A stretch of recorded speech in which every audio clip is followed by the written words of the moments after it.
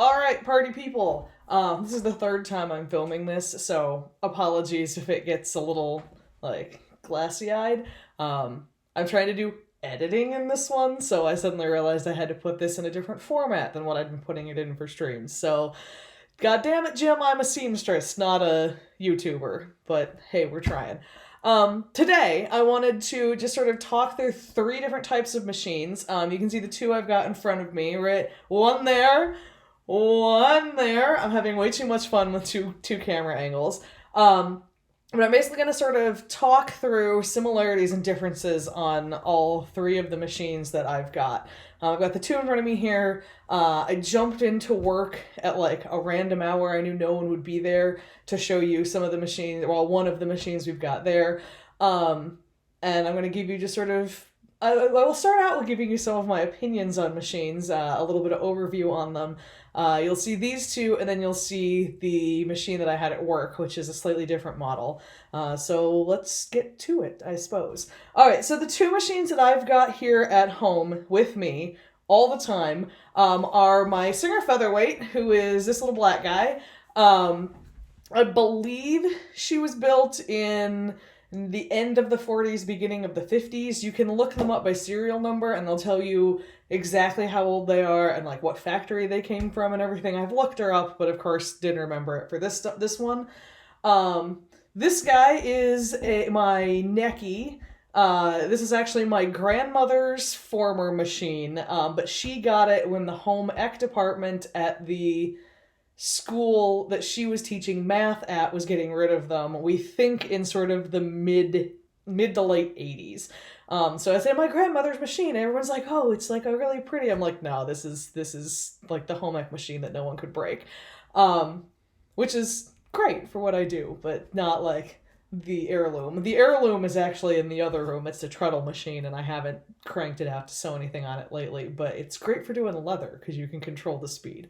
Anyway, these two machines, both the Necchi and the Featherweight, are both pretty much solid metal, other than like the Necchi, a couple of the dials and so forth are plastic. I am a firm believer in metal machines. The third machine that you'll see if I get the editing magic to work, the third machine that you'll see in here is the Bernina, I believe it's a 218, which is mostly plastic. Those are about the only plastic machines that I would say, yeah, go ahead and get one. The 1008, the Bernina 1008s and the 218s, they're sort of the descendants of the 1008s.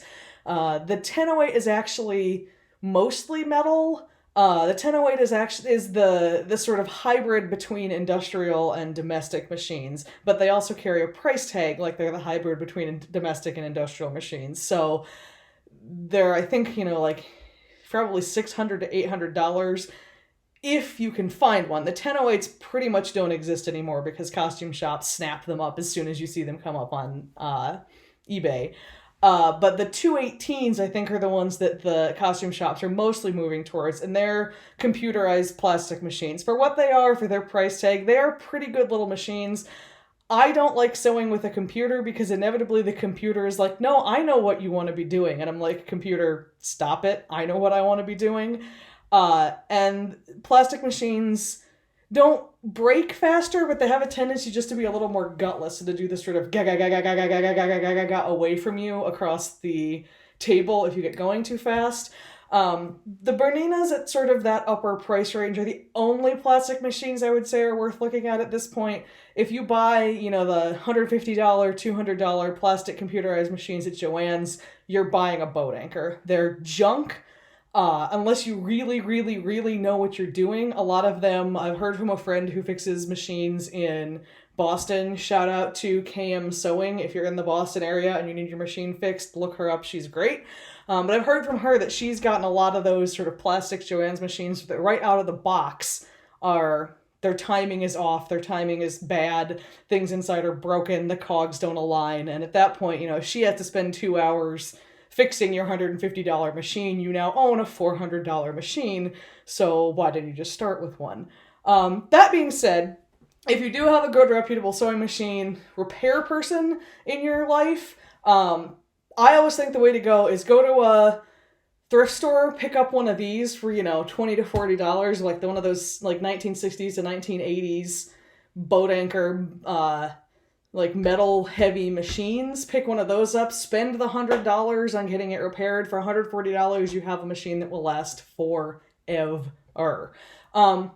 If you're a little more technically inclined, you think you're going to be into this sewing thing a little more long term, the Featherweights are actually a great way to go, because I think this one was $300, and you have to get them used at this point. You have to find them at an estate sale. I think she was $250, $300. But the nice thing about Featherweights is that they're built for, you know, Susie Homemaker of the 1940s, 1950s to be able to fix her own machine. There are a lot of manuals for them still out there. There are a lot of people that know what they're doing, and these are pretty simple machines. I bought this one because it's sort of as close to a domestic industrial as I could get without paying, you know, the $500 on a Bernina, because broke artist. But let's start with, since I know a lot of people are pulling machines out of the back of the closet, let's start with sort of what is on a machine, what am I looking at? So I'll try to sort of compare these two, and then in this edit, if it works, hopefully you'll see the computerized machine from work, and I'll basically go through the same thing with that. So on these, first thing I'm going to show you is the threading. I usually tell my students, if you can remember over, down, up, down, you got 95% of the machine threaded. Like, that's all you need to remember. So on this, I'm going to start staring at the back of the camera so I can make sure I'm showing you guys the right thing. On this, essentially you can see spool pins back here. So I got a spool on one, the other is empty. My thread's going to run from the spool over here through my first thread guide, which is this little windy, spirally dude, through my second thread guide, down into the tension discs, and I'll show you the actual discs. This is covered with this knob, but on the Featherweight, you can actually see the tension discs, so you'll see them a little better when we get there. Through the tension discs here, it'll catch in the little springy guide, not this guide, but there's a little springy guide inside here. Again, you'll see it over there. You'll come all the way up through the take-up lever, and you can see there's a hole in that. You'll have to fish your thread through there. You'll be coming all the way down, catch the last guide right here on this guy, and then down into your needle right here. This machine, fun fact, most machines where the bobbin enters from the front will thread front to back, or at least back to front. They'll thread basically the same way the bobbin goes in. So you have your machine, if you have a machine like the Featherweight, your bobbin comes in from the side, it will generally thread from the side. So like, again, 95% of the time that's going to be true. Bobbin lives down here, pops in and out. This one is handy because it's got the little bobbin finger. If you can remember that the finger goes up, that's how I get students to remember it. So finger goes up as you put it back in, and you want to hear it click in as it seats. So let me see if I can get a good auditory click here. Of course, now it doesn't want to. There we go. There was your click. So you will hear, and like you'll feel it going, and you'll hear it go click as it fits where it wants to. On this machine, also, I have a whole bunch of different stitches. So this is really the one that gets used the most. This is zigzag and straight stitch. I don't think I have ever used sort of 2 through 8 or 2 through 9. I use 9 once in a while for darning stuff if I need to. And then 10 is the, 10, there we go. 10 is the blind hem that I will actually use sometimes. All of these are selected from this dial here. You can see that 1 through 10, and basically this just rotates around and it tells the needle where it wants to go. This is on my Necchi, the stitch width, so you can see this is sort of showing you different zigzag widths. If you're just here, you're on a straight stitch, and then these control how the buttonhole works. So these basically control sort of 2 different sets of, or at least a couple different sets of cogs in the machine that sort of tell it where do you want the needle and what do you want it doing at this moment. Other things that are important over here, this is my stitch length, the 1, 2, 3, 4, and this guy, even though it doesn't look like it, is my reverse. So it's a button. So if I push this in, my machine will run backwards. If I let go of it, it will run forwards. So when you're looking for the reverse button on these, or the reverse on these. Sometimes it's a button, sometimes it's a lever. My mom's machine is a lever that you have to hold up to get going. If we move over to the Featherweight, this is my reverse here. So it's actually a much stiffer, bigger lever that is my reverse. So up on her is reverse, down is forward. I have many fewer bells and whistles on this one, obviously. It's an older machine, we were doing less. We didn't have quite as much cog technology to get in the machine. And again, they were trying to keep this one simple, so, you know, Susie Homemaker could fix it herself. So on this, the only really big adjustment other than reverse that I've got is stitch length, and that is this little nut dude here.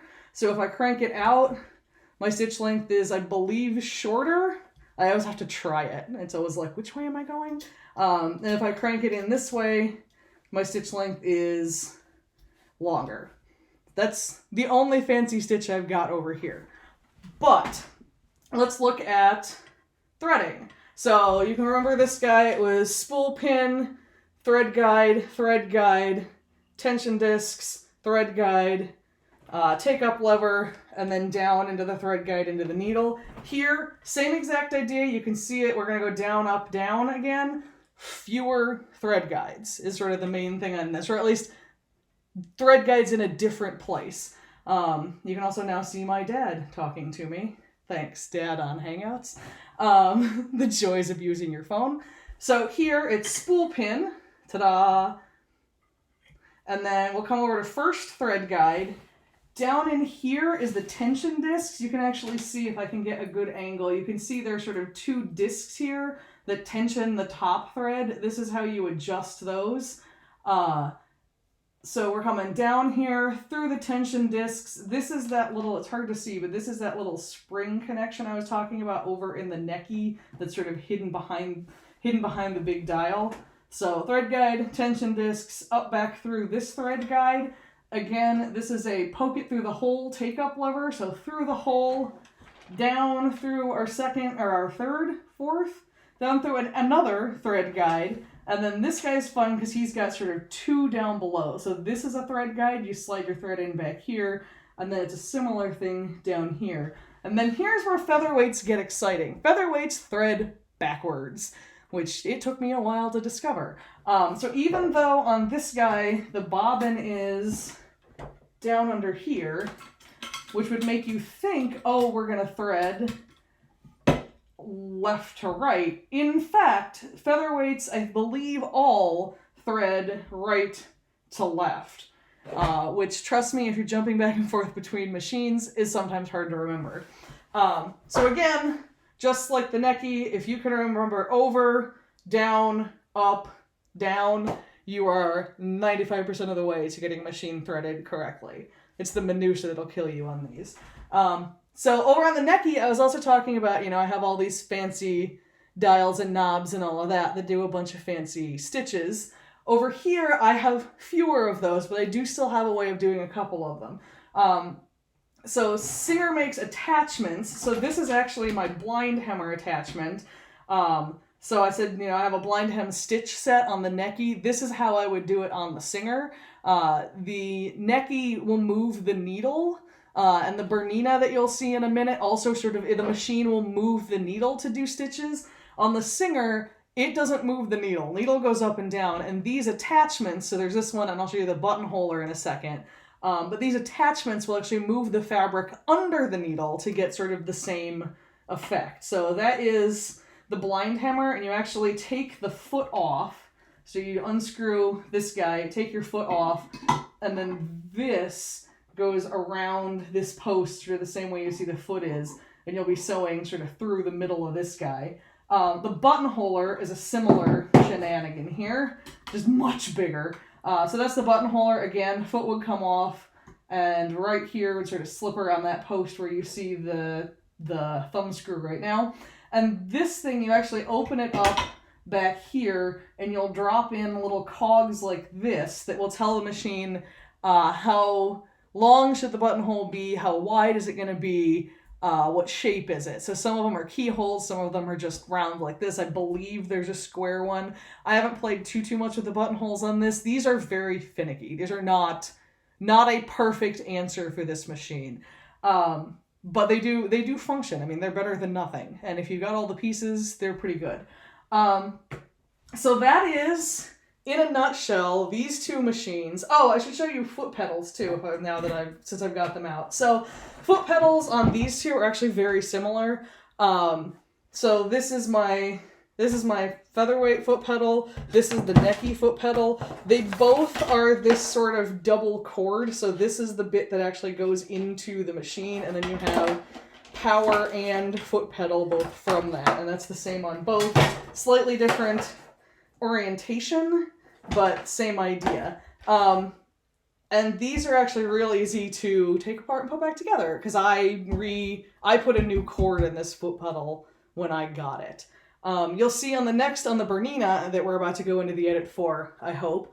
You'll see on the Bernina that it actually has one plug-in place for the foot pedal and one plug-in place for the power, and I think that's because they were starting to realize, oh, you should be able to replace one without the other in case only half of it breaks. So, with any luck, here goes that cut to edit.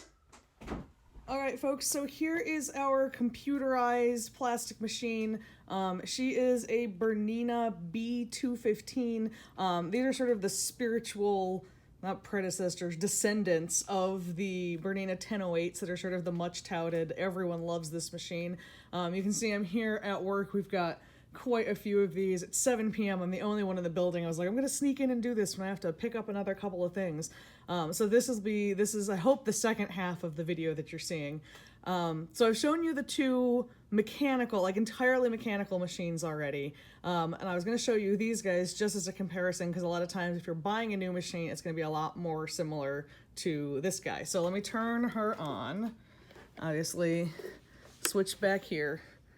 On most machines, you just heard her go, meh. I mean, she's up and running. Most of these machines, basically, like, you look around and you'll see, you know, like, a switchy switch. So that's switch.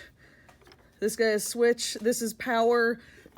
This guy, who looks more like a headphone jack, is, of course, again, I'm holding the camera in my right hand. This looks like a headphone jack. That is your pedal plug-in. So that's a big difference on a lot of modern machines, that there's a pedal plug-in and an electrical plug-in, and on the mechanical machines, like you saw, it's basically just one big plug. Here is our threading path here. So we've got her set up to come from a big spool down here. This guy and this guy are your two spool pins, English. 2 spool pins up on the back.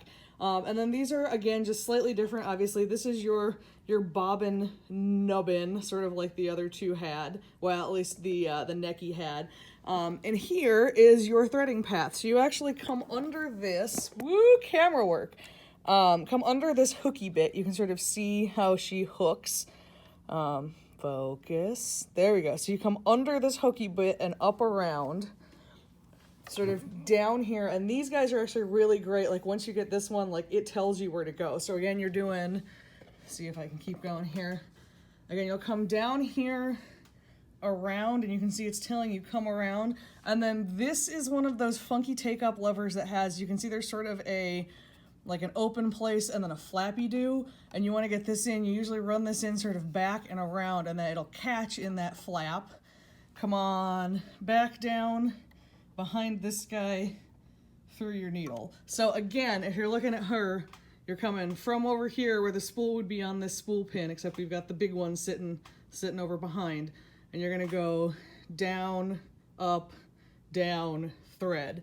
And she's more like the Necchi. You can see her needle is going to go front to back, so she's not like the Featherweight at all. Featherweights, the early singers are their own special things.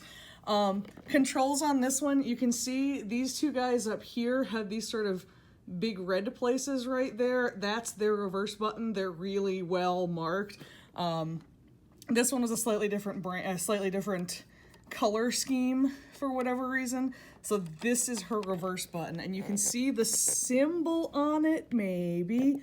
So anytime you see that U with an arrow, that is your reverse button. That's sort of the universal sewing machine accepted, this is the reverse button symbol. So your reverse is here. Remember on the Necchi, it's over here, and it's that big pushy button. And on the Featherweight, it's over here. So all your seam adjustments, all your stitch adjustments on this guy are gonna be done computerly here. So you can see sort of like the Necchi had a place that it would show you the width. This is our width, and you can see this is stitch width, and you can see this guy moving sort of as I push that button. You can also see me in the background. Ta-da! So you can see I've got, you know, right now I'm set on a 3 width, so that's these buttons up here. This guy is a special one. I actually love Bernina's because they do this. You can see it over here. So that's that dot in the middle there. And this is where is your needle. So as I push this, you can see, I think you can kind of see that dot. You can kind of see that dot moving back and forth underneath the stitch length, or the stitch width there. But then what this is actually doing is moving where in the machine the needle sits. So if and this is a godsend in costuming sometimes, because I can set it way over to an edge and just stitch and know that it's going to get there. This is also a real easy way to cheat zippers. The other thing up there is this guy, which is, you can see it's short to long, so this is actually your stitch length, and it's showing up here. When you turn these on, they usually want to start at like a 2. I'll generally run it up to a 3. You can almost see that there. There you go. So it usually starts in here. There's a 3. This is your stitch width. Right now I'm not doing a zigzag, so it's on a 0. This one is the one showing where your needle is oriented if you can't see it in the needle. And this here is telling you sort of what mode you're on, and your mode options are over here. So it's clearly, again, straight stitch, zigzag. This is sort of a broken zig, so this one does sort of a back and forth and back and forth and back and forth and back and forth pretty continuously. This one does like a stitch and a stitch and a stitch. This one, well, no, I can't say that. Most of these other ones, I don't use a whole heck of a lot. This is the blind hem, where it does the like 4 stitches, jump over, 4 stitches, jump over. So 5 I'll use a lot, and the buttonhole. And this one, I believe the buttonhole, if I remember correctly, keys off the reverse button. So you'll like stitch whichever side of the buttonhole first. You'll come, you know, like down this way, do buttonhole, and then hit the reverse button, and it will jump over and do the bottom. Hit the reverse button, and it will go back up the other side. Hit the reverse button, and it will lock off the top. Again, that's one of those things, if you're doing buttonholes, that's where you start looking for a manual. That's where you want to know sort of what's going on. On this guy, bobbin lives down here. It's a pretty standard bobbin. Not really a drop-in, because drop-ins when I go from the top. I hate drop-in bobbins, get me going at some point. But this is sort of your normal clip-in from the front bobbin. There we go, bobbin assembly. If your needle threads from the front, your bobbin will generally go in from the front. If your needle threads from the side, your bobbin will generally go in from the side.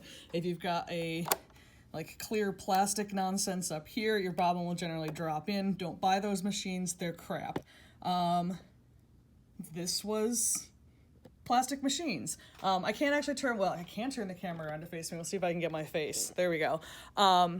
So hopefully that was helpful. This along with the other 2 mechanical machines I've got. Hopefully I'm vaguely centered right now.